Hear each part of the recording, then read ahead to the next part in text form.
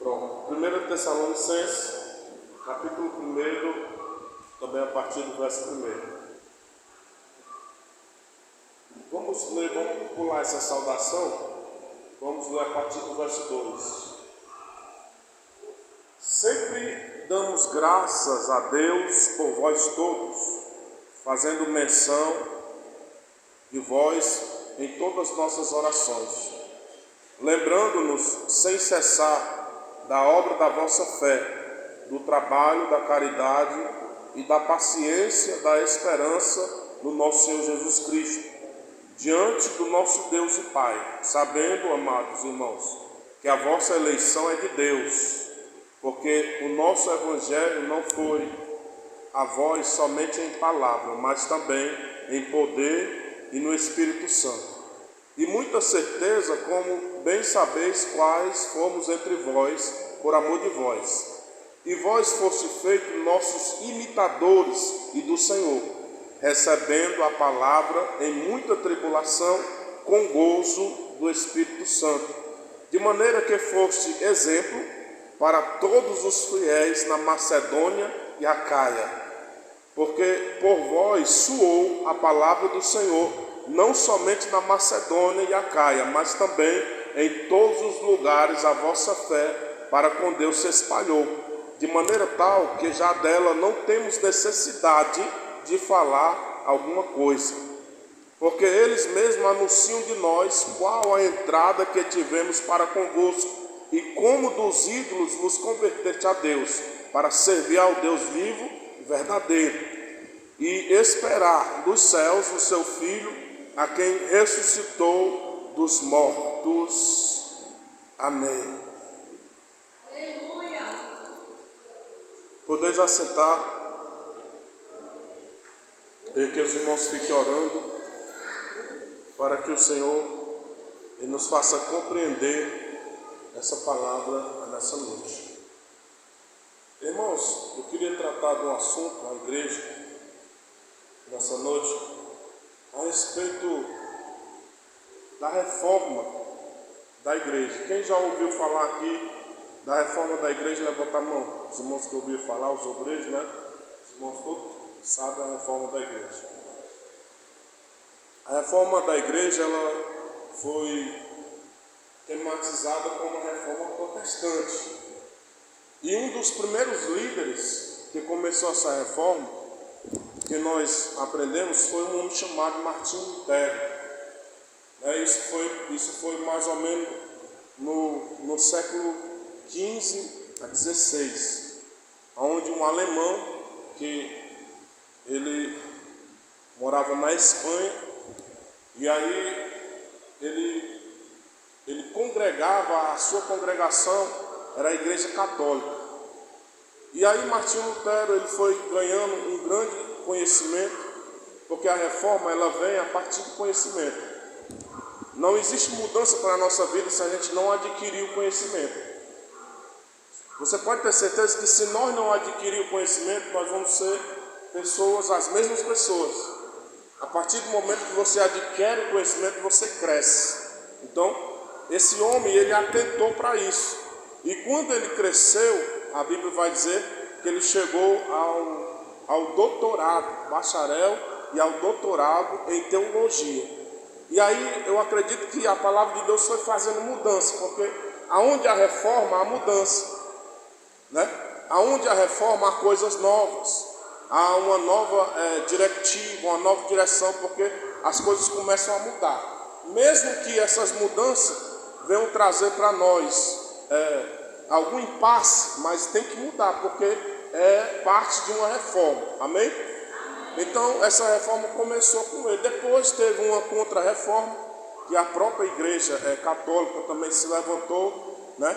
O papado da igreja começa a se levantar e debater contra algumas coisas. A tese diz que foi basicamente 95 teses que esse homem ele trouxe para fazer distinção da igreja católica para uma igreja que estava se iniciando, conhecida como a igreja protestante. Agora nós chegamos na igreja primitiva, a qual Jesus instituiu através dos apóstolos.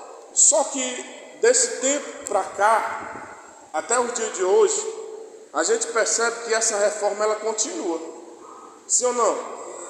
Por que ela continua? Porque alguns momentos da vida da igreja, a igreja ela decai. Então quando a igreja começa a definhar, começa a cair, ela precisa de uma. Nós estamos falando de reforma, irmão. Então quando a igreja começa a sair dos parâmetros, o que é o parâmetro? Parâmetro significa uma linha de pensamento, ou uma linha de ética e de normas que é lançado por alguma instituição, e a igreja ela também tem isso. Então o que é que acontece? Quando a igreja começa ao descumprimento, quando a liderança da igreja começa a ver o descumprimento disso, aí ele lança a reforma da igreja. Então quem vai fazer parte dessa reforma da igreja somos nós. Porque quem é a igreja? Diga, somos nós. Então quem tem que mudar somos nós. Mesmo que essas mudanças nós venhamos achar que é uma mudança radical, que a gente olha, meu Deus, mas o pastor, ele fez essa mudança, ele mudou isso, mudou aquilo e está diferente. Tá, porque estava precisando de uma reforma. Quando nós, cristãos, que somos o corpo, a igreja, nós entendemos que nós precisamos essa reforma, precisamos mudar, a gente aceita de bom grado. E aí depois, quando a gente aceita essa mudança, mais na frente, nós vamos agora começar a colher os frutos. Porque uma das coisas mais importantes da igreja é a reforma da igreja. Se os irmãos perceberem, levantaram-se grandes líderes como Neemias, Esdras e muitos outros que eles participaram da reforma da igreja. Deus levantou eles exclusivamente para eles restaurar a igreja, a congregação, restaurar o templo. Por quê? Porque em alguma parte do templo, dependente dos anos que passaram, das guerras que eles passaram, das leis que eles descumpriram, de muitas outras coisas, trouxeram bastante problemas para dentro da igreja. Quando o Neemias ele vai restaurar o muro, é porque ele vê a necessidade de tampar as brechas. Então a nossa reforma, se os irmãos tiverem a mente espiritual, vocês vão perceber que a nossa reforma não é uma reforma física. A reforma física é bom. Hoje nós podemos dizer que nós estamos numa estatura até mesmo muito melhor do que outros tempos por aí, porque nós estamos bem, nós estamos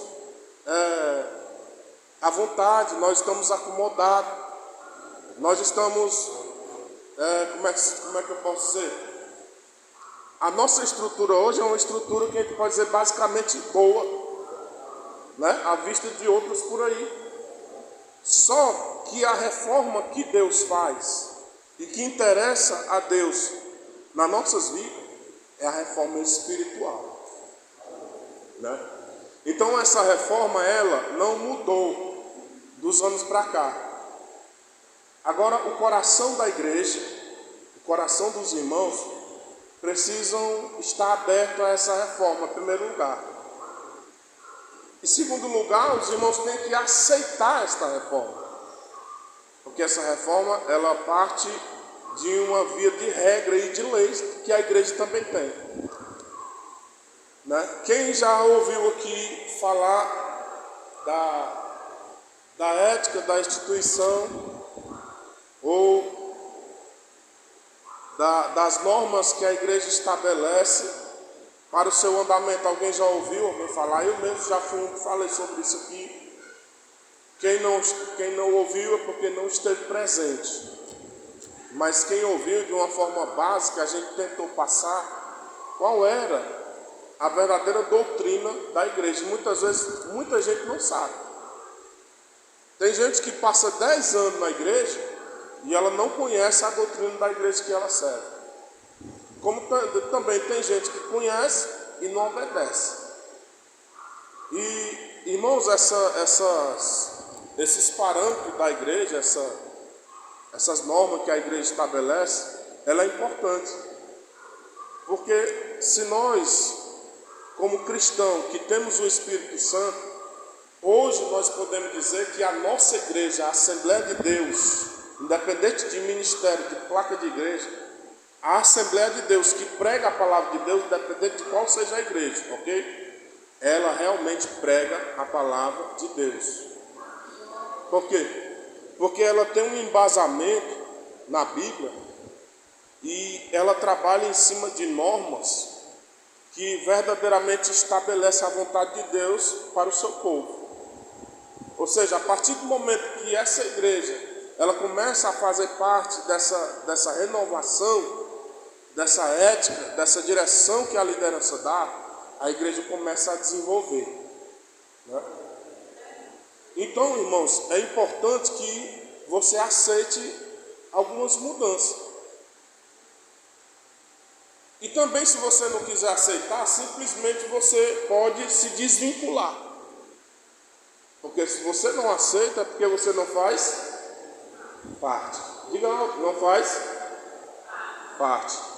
Então, o que é que acontece? A partir do momento que eu determino a congregar em X ministério, eu tenho que me adaptar à ética que o X ministério estabelece para eu viver.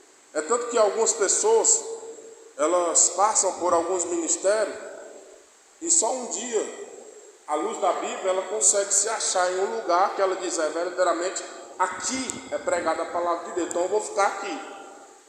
Porque você passa por aí, irmão, em certas igrejas, em certos locais, conversa com algumas pessoas e você até se escandaliza, né?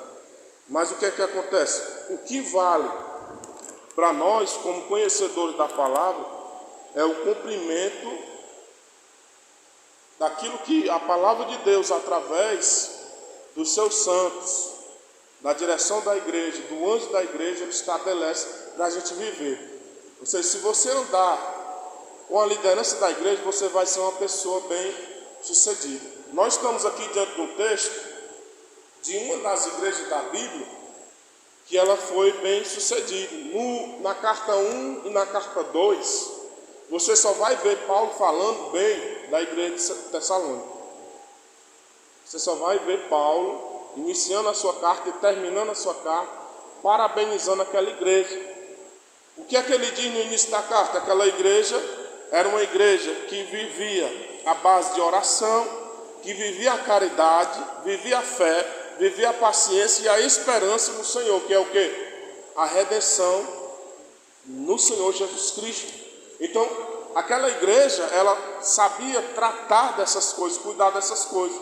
Independente que ela viesse enfrentar alguma dificuldade, né, como diz aqui no verso de número 6, as tribulações, mas isso não tirava a visão da igreja quanto aquilo que a igreja estabelecia. Ou seja, irmãos, não tem como eu me achar em um lugar se eu não estiver me sentindo bem, porque isso aí gera um certo incômodo. Os irmãos estão me compreendendo, irmão? Nós estamos falando de quê nessa noite? De reforma da igreja. Então o que é que acontece? Essa reforma, elas são algumas normas ou até mesmo mudança, porque reforma é quando nós reformamos novamente aquilo que era formado. Era formado, né? E aí nós pegamos e reformamos. É igual a regeneração do homem. O homem sempre vai entrar na igreja de uma forma. Só que quando ele vem para a presença de Deus, ele é regenerado. E regenerado que é? Uma pessoa que nasce de novo. Que Deus rege a sua vida conforme a sua vontade, a sua palavra. Então, nós, a igreja, nós temos que aceitar isso, né? E isso sempre vai partir da liderança, porque a liderança, ela vai querer o bem da igreja. Até porque toda a responsabilidade da igreja está sobre a liderança. Os irmãos, olhem para cá, em nome de Jesus. Então, irmãos, essa igreja aqui em Tessalônica é uma igreja que a gente pode considerar que foi uma igreja que alcançou êxodo. Qual é o significado de êxodo? Sucesso, saída, né? Mudança. Então, êxodo significa sucesso, vitória, transformação. Então, hoje a igreja ela precisa passar por esse êxodo.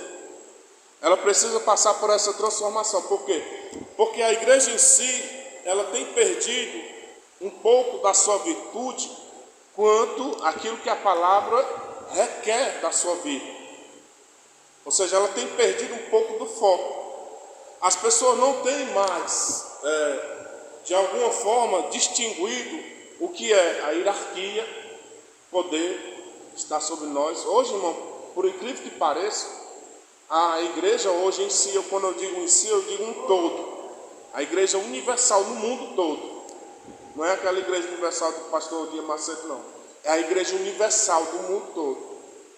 Nós vemos nessa igreja, infelizmente, hoje, nesse século que nós vivemos, desde o século XVI até agora, 21, a gente vê ainda hoje a descrença e o desrespeito das pessoas com a própria liderança da igreja. E sabe o que é que isso traz, irmão? Sabe o que é que isso acarreta? Maldição. Aprenda isso. Isso acarreta maldição. Por quê? Porque a liderança da igreja, há uma cobertura espiritual muito grande sobre a liderança. A liderança é considerada como se fosse um anjo, é o anjo da igreja. Então o que é que ele vai fazer? Ele vai destinar às pessoas o caminho que elas devem andar. E para isso requer um pouco de aptidão e de recepção da palavra. Esse povo aqui, eles tinham isso. Eles recebiam a palavra de uma maneira tal que chegou um momento que o apóstolo Paulo disse assim: não precisa mais eu pregar a palavra, porque vocês estão chamando até a atenção dos de fora. Aquele lá da Macedônia e da Acaia está olhando para vocês como um grande exemplo. Eles estão vendo na vida de vocês a grande reforma que Deus fez através do Espírito Santo. Segunda coisa, não existe reforma, irmão, se não for através do Espírito Santo de Deus e da palavra. Porque verdadeiramente Ele é o oleiro, que Ele pega o vaso, se for preciso Ele quebra, Ele refaz de novo, Ele reforma de novo e Ele faz um vaso segundo a sua vontade. Então, mais uma vez a gente vê que a gente precisa participar dessa reforma. Vamos lá. A igreja de Tessalônica, ela tinha um certo perfil, né, que eu pude identificar aqui como um perfil fluente. O que é um perfil fluente? É algo que consegue se desenvolver, algo que flui. Eles conseguiam receber a palavra de Deus, e a palavra de Deus ela automaticamente fazia mudança na vida deles. Aqueles crentes que estavam ali, de maneira nenhuma, eles continuavam sendo o mesmo crente. Havia uma mudança, uma reforma na vida daquelas pessoas, de forma que eles eram uma igreja considerada como uma igreja fluente. Por quê? Porque quem estava de fora via a mudança na vida daquelas pessoas. E quando eu digo a mudança, eu digo em relação a todo o âmbito da nossa vida, irmão. As pessoas que estão de fora, elas têm que ver a mudança na nossa vida em todo o quadro do nosso caráter. Os irmãos estão compreendendo? Ela tem que ver que nós somos pessoas crentes.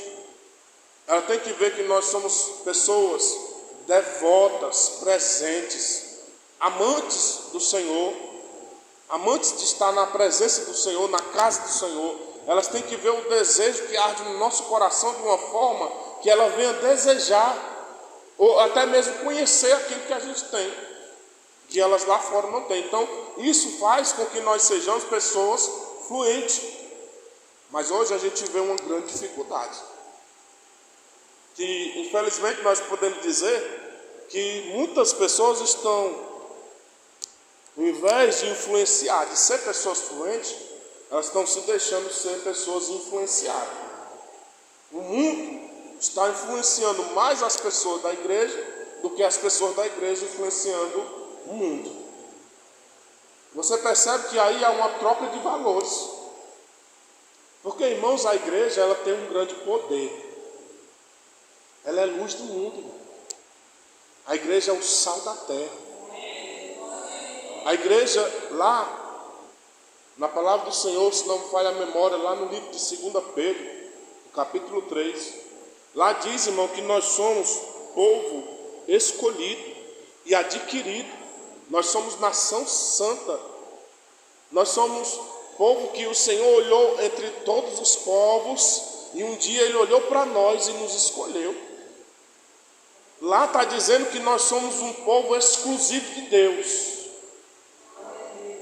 A palavra do Senhor diz que nós somos a imagem e semelhança de Deus. Aqui nesse texto, o apóstolo Paulo parabeniza a igreja de Tessalônica, porque eles imitavam a Paulo e imitavam o Senhor.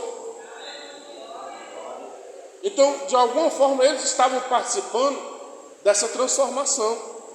Eles estavam sendo pessoas fluentes, verdade? Aqui no versículo de número 13, o que é que ele diz? Deixa a sua Bíblia aberta, viu, irmão? Lembrando-nos sem cessar. Eu vou botar aqui numa outra versão, só para os irmãos terem ideia. O que é que o apóstolo Paulo fala daquela igreja? Diante do nosso Deus e Pai, lembrando constantemente da vossa fé atuante, olha aí, do vosso amor prestativo e da vossa esperança bem confirmada no Senhor Jesus Cristo. Olha o que é que ele estava dizendo aqui. Quando eu vou orar, eu lembro e eu agradeço a Deus pela vida constante que vocês têm, pela forma que vocês amam, de vocês estar na igreja, na casa do Senhor, pela forma em que vocês entram nos átrios do Senhor, sabendo que aqui é um lugar de honra que nós temos que tirar a sandalinha dos nossos pés quando a gente entra. Lembrando de vocês em minha oração, que a fé de vocês tem sido uma fé atuante. O que é uma fé atuante? Uma fé que está todo momento sendo trabalhada. Não é uma fé, irmão, que nos deixa descansar, mas uma fé que todo momento está ali sendo trabalhada. E o amor deles, que era um amor prestativo. Eles cuidavam dos apóstolos, assim como os filipenses. Eles mandavam ajuda para os apóstolos e Paulo, ele reconheceu isso. Então essa igreja era uma igreja que verdadeiramente havia o amor. Posso falar, irmão? Mas hoje as pessoas pregam o amor, cantam o amor, mas o amor está longe, viu, irmão? Longe.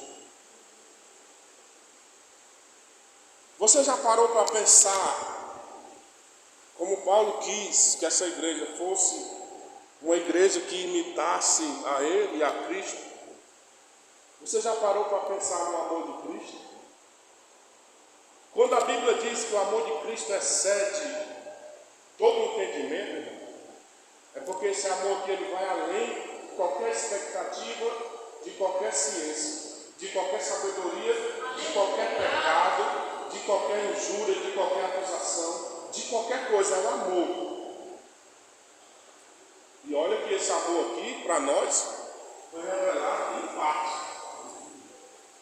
Em parte. O verdadeiro amor ainda vai ser revelado. Aí o que é que ele diz? Chega uma mulher diante dele,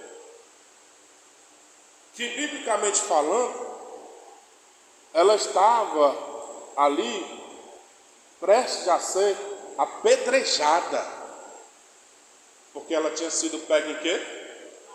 Em adultério. Mas o amor de Jesus, irmão, ele sobrepôs. E a gente pode dizer aqui que Jesus deu uma oportunidade para aquela mulher, sim ou não?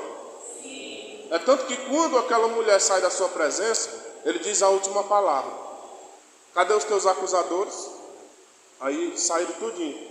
Vai e não peques mais. Então, irmãos, o amor de Deus, que é esse mesmo amor que essa igreja estava vivendo, e Paulo reconheceu isso na vida daqueles Tessalônicos, que eles viviam o amor de uma forma verdadeira, porque eles viviam um amor em Cristo. A caridade que eles tinham que vivenciar, a fraternidade que eles tinham que vivenciar todos os dias, realmente eles viviam de verdade. Diferente de quando nós fazemos uma pequena ação social e a gente vê uma pessoa trazendo 1 quilo de arroz. Diferente da gente querer subjugar as pessoas pelos erros que elas cometem. Quem somos nós para ajudar, irmão? Quem somos nós para dizer isso ou aquilo? Será que não está precisando a gente trabalhar um pouco dessa mente de Cristo? Não. Porque nós estamos na igreja, irmão, para participar de uma reforma. E reforma essa espiritual, em que o Espírito Santo é quem vai mudar a nossa vida. Abre parênteses. Se a gente quiser ou não. A palavra, a reforma, ela vai ser continuada pregada. Quem quiser mudar, muda. Quem não quiser, quando o Senhor vir, ele vai separar o joio do trigo. Sim ou não? Então pronto, irmão, é só isso. É só isso. Aí nós vamos aqui.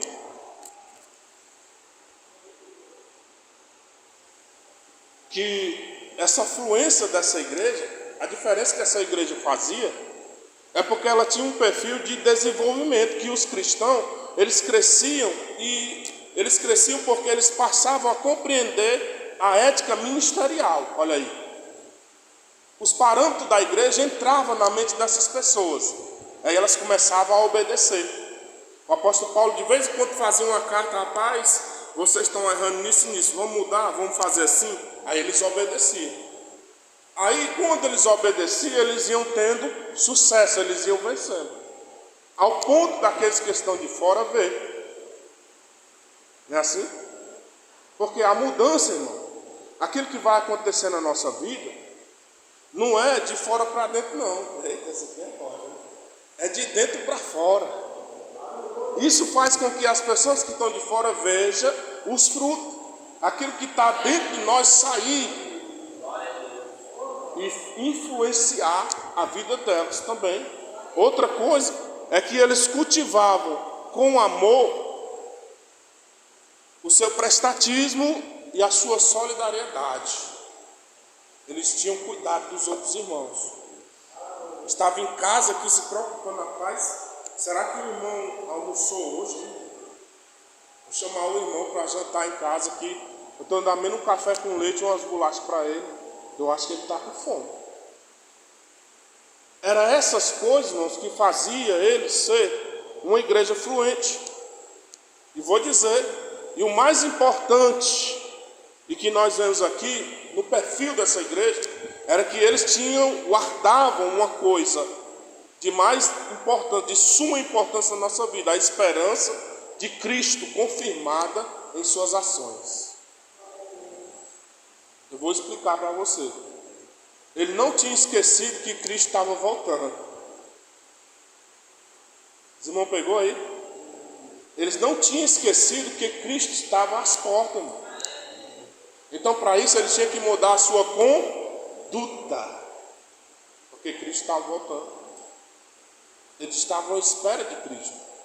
A esperança deles é que em algum momento Cristo ia voltar. Se não voltasse, eles iam ficar embasados naquela palavra que o próprio apóstolo Paulo ele diz, que os que morrem vão ressuscitar e os que ficar vão ser transformados. Eles, irmão, eram bem receptivos. Versículo 5. Porque o nosso evangelho não foi a vós somente em palavras, mas também em poder e no Espírito Santo, e em muita certeza, como bem sabeis, quais fomos entre vós por amor de vós. Eu vou botar uma outra versão novamente, que é para os irmãos verem. Verso de número 5, aqui.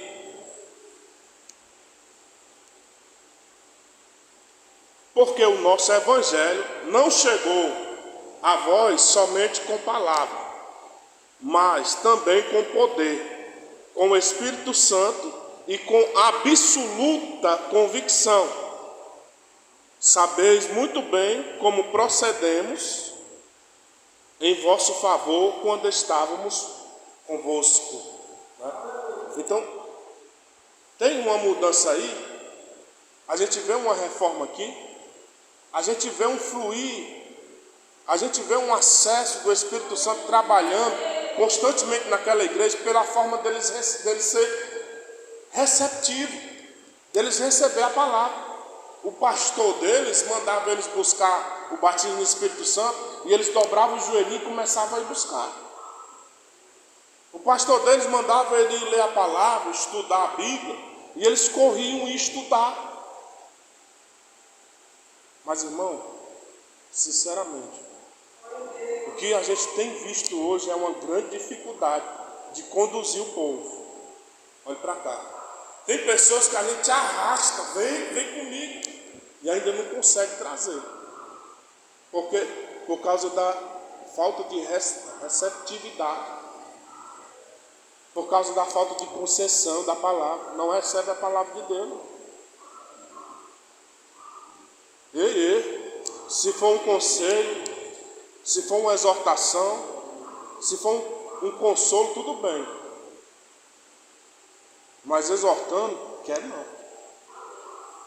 Então, como é que vai ser uma igreja de um perfil que flui, que influencia? Como é que vai haver mudança ou reforma na vida dessa pessoa? Jamais. O Espírito Santo, ele só trabalha na vida da igreja. Guarde isso aqui, escreva isso aqui na tábua do teu coração. Se a igreja permitir. Eu estava estudando sobre uma palavra e o texto dessa palavra era muito forte. Eu não quis nem trazer para os irmãos. Mas o tema da mensagem era uma igreja pobre. Você já viu aquele ditado assim, pobre de espírito, né? Fulano é pobre de espírito, né? É porque ninguém vê nada espiritual na vida dele, irmão. Ninguém vê nada espiritual na vida dele, não tem mudança, não tem reforma. Continua do mesmo jeito. E isso é ruim. Isso é ruim porque o apóstolo ele reconheceu que quando ele pregava entre os Tessalônicos, ele pregava com poder pelo Espírito Santo. Alguma coisa diferente acontecia no meio daquele povo. Quem estava atuando ali na vida daquele povo era o Espírito Santo de Deus. E a palavra de Deus diz que quando Deus quer operar, ninguém pode impedir, a não ser na nossa própria vida. Na nossa própria vida, aí ele não opera se a gente não quiser. Isso fazia eles provar essa receptividade, esse amor que eles tinham pela obra de Deus. Fazia eles provar de poderes do Espírito Santo dispensados sobre a igreja. Será que não é isso que o Espírito Santo quer fazer? Ainda hoje eu estava discutindo com um irmão, debatendo, né? Discutindo aí já é outra coisa. E aí a gente debatendo lá, né? A palavra de Deus, lá no meu trabalho. E ele falou de um assunto, né? Ele falou da política. Que trazendo a política não para dentro, mas para fazer parte, né, desse andamento da igreja. Não tem como a igreja andar sem que as outras coisas acompanhem. Você precisa abrir sua mente. A política não é do diabo não, a política é de Deus. Deus deixou aqui ordem, aqui dentro da sua palavra, para a gente orar pelos políticos, pelos aqueles que estão no poder, para que haja paz, irmão. Para que coisa melhor do que a gente orar e ainda ter o poder de colocar uma pessoa lá para representar a gente? Para que coisa melhor? Então, nós discutindo a respeito disso, Ele falou que não adiantava, pelo contrário, o voto dele ia ser contrário, ia ser totalmente esquerdo o voto para que ele viesse cooperar com a palavra de Deus. Aí eu sorri, né? Olhei para ele, irmão, então você está compactuando, você está sendo conivente com o mal. Não, a gente tem que procurar o bem. Deus não quer o bem da gente. Se o mal for prevalecer, aí vai ser permissão de Deus. Não é assim? Mas a gente tem que procurar o bem. Aí a gente, fazendo esse pouco desse discurso, aí eu comecei a pensar nessa palavra que a gente ia pregar hoje. Que para que essa receptividade, essa prova dos poderes, essa dispensação sobre a igreja venha acontecer, a gente tem que ir em busca da coisa certa. E o que é a coisa certa? Buscar a presença de Deus. Em qualquer meio, em qualquer instrumento, em qualquer em qualquer veículo, nós temos que buscar a palavra de Deus. No celular, é na Bíblia, é no som, é na televisão, em qualquer lugar, a palavra de Deus. Se a gente discorrer para outra coisa, aí a gente vai estar fazendo a vontade do nosso adversário. Outra coisa é que eles procuravam manter um padrão que a palavra e os apóstolos direcionavam, mesmo, escute, olha a parte B, mesmo que para isso tivesse que passar tribulações. Certo? Versículo de número 6. E vós fostes feitos nossos imitadores e do Senhor, recebendo a palavra de Deus em muita tribulação. Aí ele diz, com gozo no Espírito Santo. Vai, né? Como é que a pessoa passa a tribulação e ela continua na alegria? Como é que a pessoa tem que aceitar os padrões e esses padrões venham levar a sua vida a sofrer, mas por Cristo? Se tu abrir a tua Bíblia no livro de Mateus e tu ler o capítulo 5, tu vai ver as bem-aventuranças que ele fala a respeito de sofrer por causa de Cristo. Se a gente não começar a entender a palavra de Deus ao nosso respeito, a gente não cresce espiritualmente, nós não amadurecemos espiritualmente, então nós continuamos da mesma forma. Ele diz, e mesmo se houver barreira na sua caminhada de fé, eles tinham maturidade espiritual para esperar. Ou seja, tu está enfrentando alguma dificuldade, faz o que foi falado nessa noite no Salmo 40, espera, irmão. Espera com paciência no Senhor.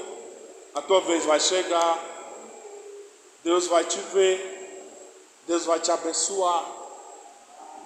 Está difícil, está doendo, está sofrendo? Espera, irmão. Espera que Deus, a qualquer momento, Ele vai se levantar ao teu favor. Agora, é necessário que nessa caminhada, em meio a essa fé, você também cresça e amadureça espiritual para compreender. Por quê? Porque em alguns momentos alguém vai chegar para você e vai te dar um não.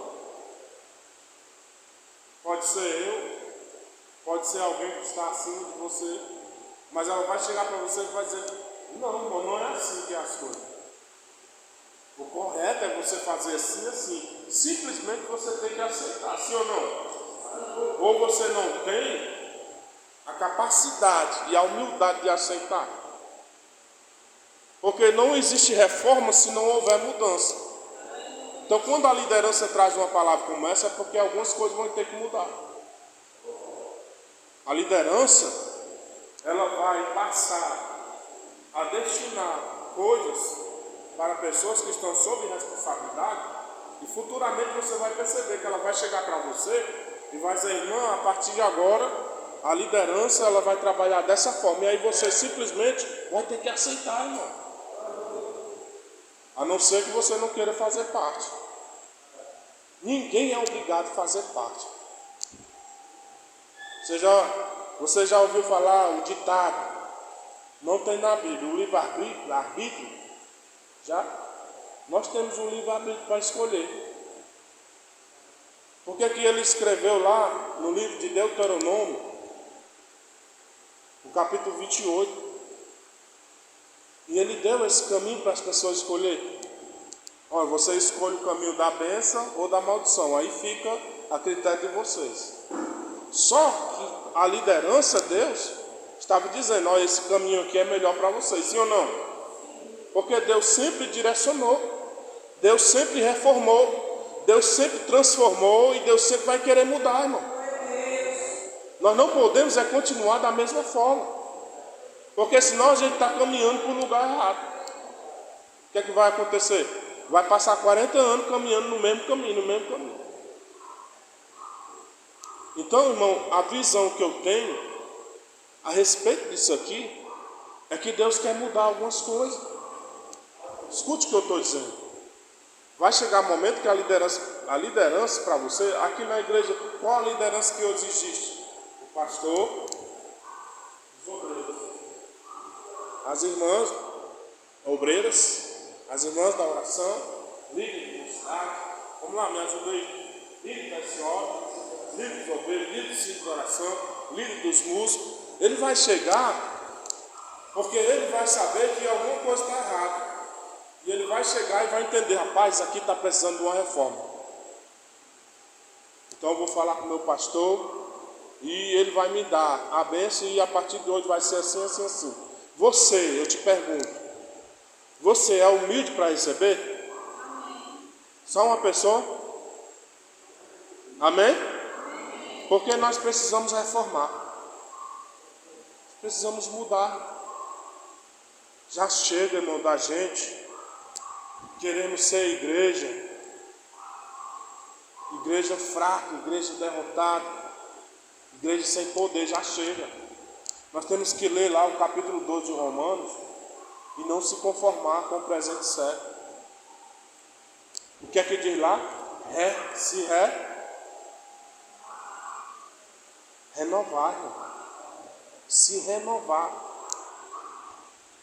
Então, vai chegar um momento que alguém vai direcionar e você simplesmente vai ter que aceitar, porque evidentemente vai ser uma pessoa que está em eminência, está no poder.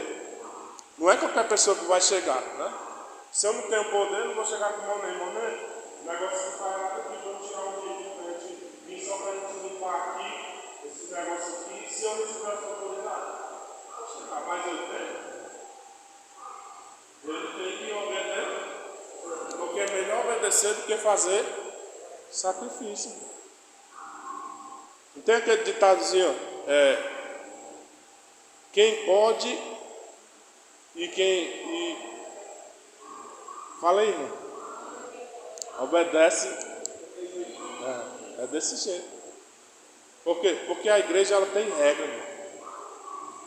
Se você faz parte da instituição, olhe para cá. Se você faz parte da igreja, então você tem que seguir as normas da igreja. Viu? Você faz parte da igreja, você faz parte do conjunto. Você senta no meio das senhoras, senta no meio dos jovens, tem que obedecer, irmão. Senta nos obreiros, tem que obedecer. Eu fico preocupado, irmão, quando eu vejo as pessoas começarem a relaxar. Não é bom, irmão. Porque a pessoa fica maldita. O que é maldito? Amaldiçoado. Se você fizer a obra de Deus relaxado, você fica amaldiçoado. Pastor, está lançando maldição. Não, é a palavra que está dizendo aqui. Outra visão a respeito. Eles se tornaram exemplo, versículo de número 8, porque, eu vou ler aqui numa nova versão, já vamos terminar, viu, irmão? Pois a partir de vós, não somente a palavra do Senhor foi ouvida em Macedônia e na Acaia, mas também a vossa fé em Deus foi divulgada em todos os lugares, a ponto de não precisar mais falar sobre isso, igreja. Você já leu essa passagem? Não precisava Paulo mais pregar, porque a vida dos crentes lá em Tessalônica estava convencendo a vida de outras pessoas. Não vou nem falar, viu, irmão?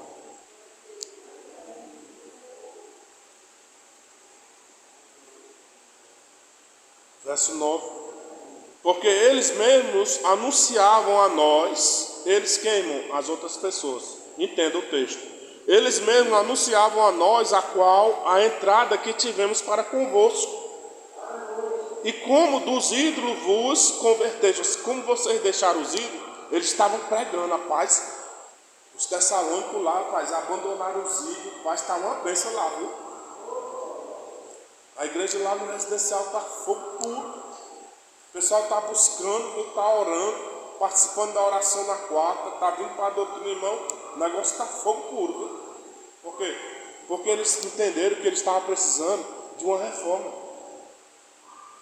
E enquanto a gente não compreender isso aqui, nós vamos permanecer da mesma forma. Não vai ter reforma. Então, irmãos, veja só. O perfil de Tessalônica, ele falou tão profundo àqueles que estavam próximos, que Paulo já não via mais a necessidade de pregar, pois eles davam testemunho das suas próprias vidas. Isso aqui que é importante. Tem uma passagem na Bíblia que o apóstolo Paulo ele fala do relacionamento do homem com a mulher. E ele diz que a mulher ela tem poder de ganhar o homem sem precisar falar. Quem já viu essa passagem? Só com o seu, porque quem não precisa falar, ele ganha só com o seu testemunho. Só com o testemunho. Mas também tem pessoas, não quero até trazer a mulher como uma imagem literal, né? Vamos aqui colocar todos, né? Tem pessoas que ao invés de trazer, vai jogar fora. Sabe aquela visão que Deus deu para Pedro a respeito do Cornélio? Quem já leu essa passagem? Levanta a mão. Já vou terminar. E aí o que é que Deus mostra para Pedro? Um lençol que descia do céu. E nesse lençol estava contendo vários tipos de animais, quadrúpedes, que significa de 4 pernas, né? Todo tipo de animal de 4 pernas, talvez tinha ali, né? Ave, tinha tudo ali. E ele olha para aquela visão daquele lençol. Era um lençol que vinha aberto, as 4 pontas, e estava cheio de animal dentro. Aí, na visão, o Senhor fala como: agora Pedro, come, né? Come disso aí. Aí Pedro: eu já vou comer esse negócio aí, esse negócio sujo, puro. Eu não quero nem conversa com isso aí não, nem me misturo. Aí o que é que Deus diz para ele? Paulo, ou Pedro, tu vai dizer que aquilo que eu já purifiquei é impuro?